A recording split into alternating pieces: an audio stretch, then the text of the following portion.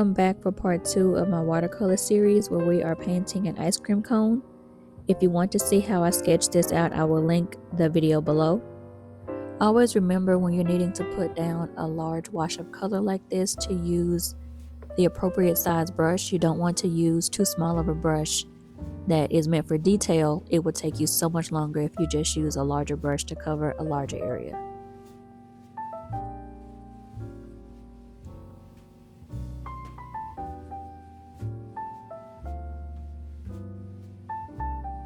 Now here I'm switching to a number 3 round brush. This is a smaller brush and I'll use that for the details as we move forward. And remember, you do not have to have the same materials that I use to achieve this effect. I mark out the colors, so if you have a different watercolor palette or you're using tubes, this will show you what, the general color scheme that I went with for this piece. Now because I don't have a mixing palette for these paints, I'm just going from the medium pink shade directly on top of the gray to make the shadow color that I need. It doesn't harm the paint, you can wipe it off once you're done, but it makes it a lot easier to just mix it on top of the color.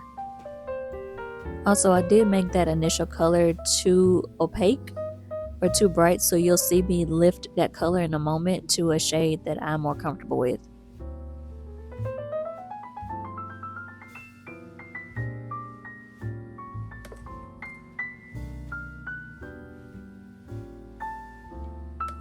To lift that color, I'm going in with a clean brush, just water over the color and lifting up the excess with a napkin.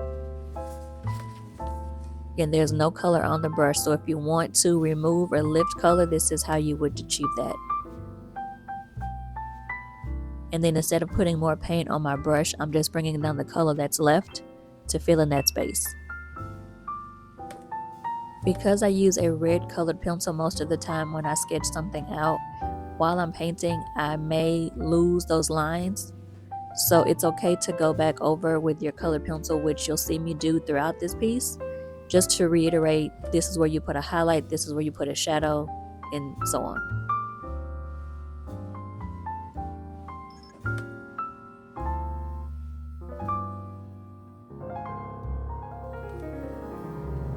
And again, to achieve the shadow shades, I'm just going from either the light pink or the medium pink directly on top of the gray.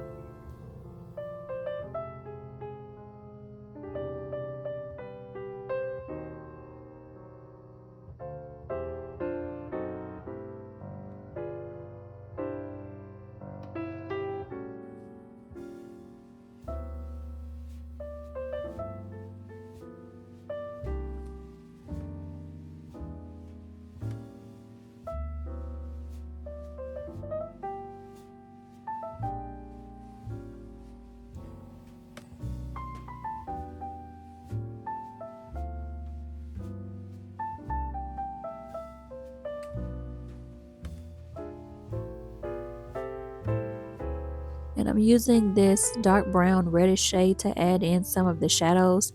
You don't want to use black just yet, because once you put black paint down, it's really hard to get that up, especially with watercolor, so you want to use the black sparingly.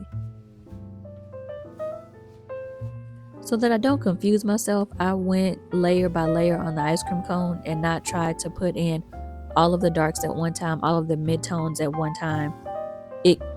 You don't have to do it this way, but that made it a lot easier for me to map out where I will put shadows. Keep in mind that I will be jumping back and forth between the gray and pink mixture colors and just straight pink or the reddish brown color.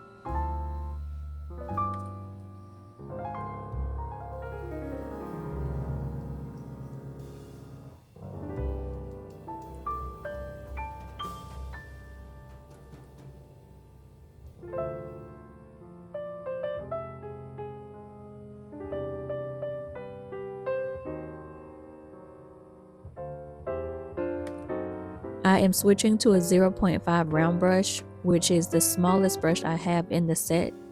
It's important when you're doing fine detail or smaller detail to size down in your brush. If you try to use the medium sticks that we started out with to do small detail, you're just going to go out of the lines on your piece, and it's an avoidable mistake. So just always remember when you're doing fine detail to size down in your brush.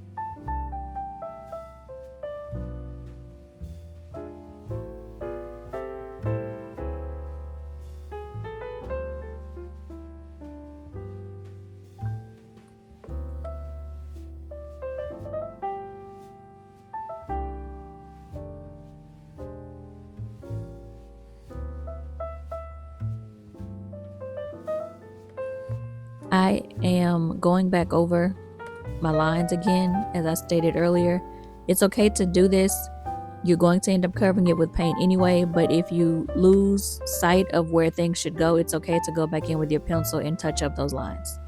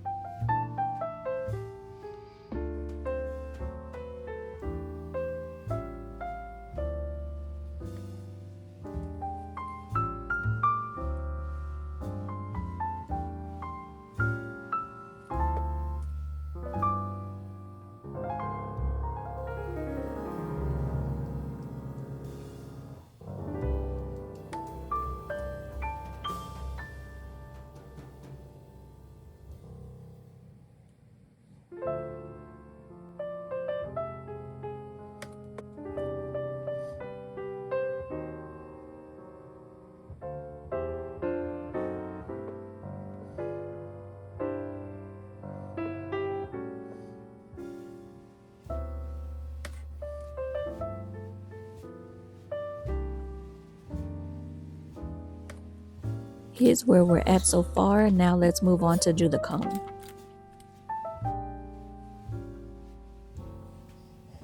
So now switching back to the round 6 brush, you're going to cover the entire surface area with the yellow. I noticed here that I made the lines too close together, so I'm just going back and taking that last corner of the cone off.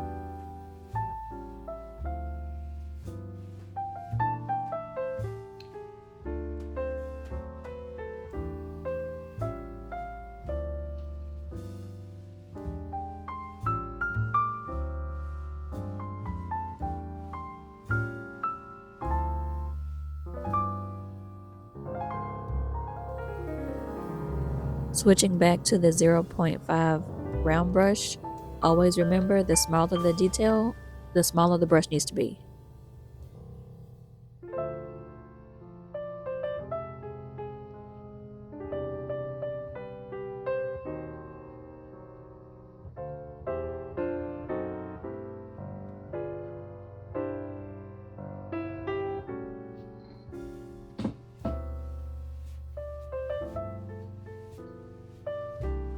I switched to a number 6 flat brush. You do not have to do this. If you feel more comfortable using a round brush, you can do that for this portion.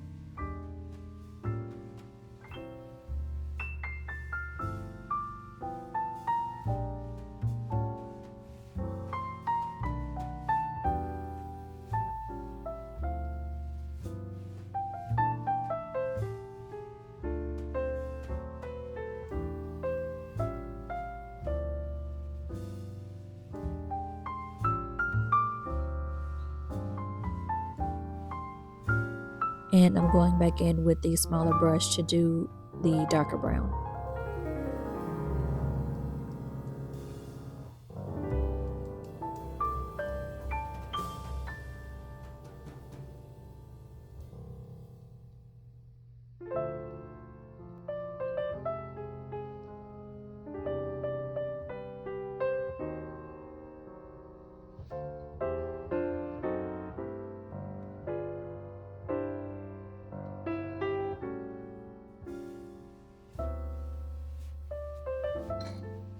This is where I probably should have stopped it, but I was trying to give it the waffle cone effect, but this did not go as planned. But I still went through with it, that's all that matters. But like I said in the first video, this was a rough ride.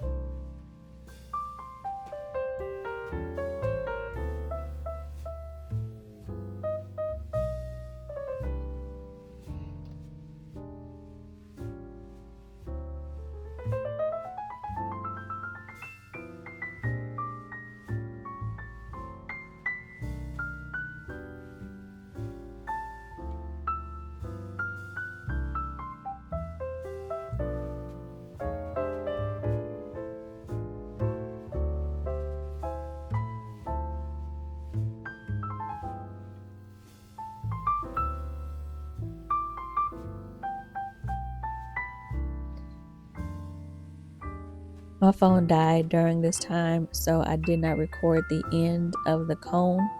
You're just going to go back and forth between the medium brown and the darker brown to achieve this look. And to emphasize the highlights, I'm going in with a white paint marker. It is not a requirement for you to use a paint marker. That's just what I have. You can also use a small detail brush and white gouache or a white jelly roll pen.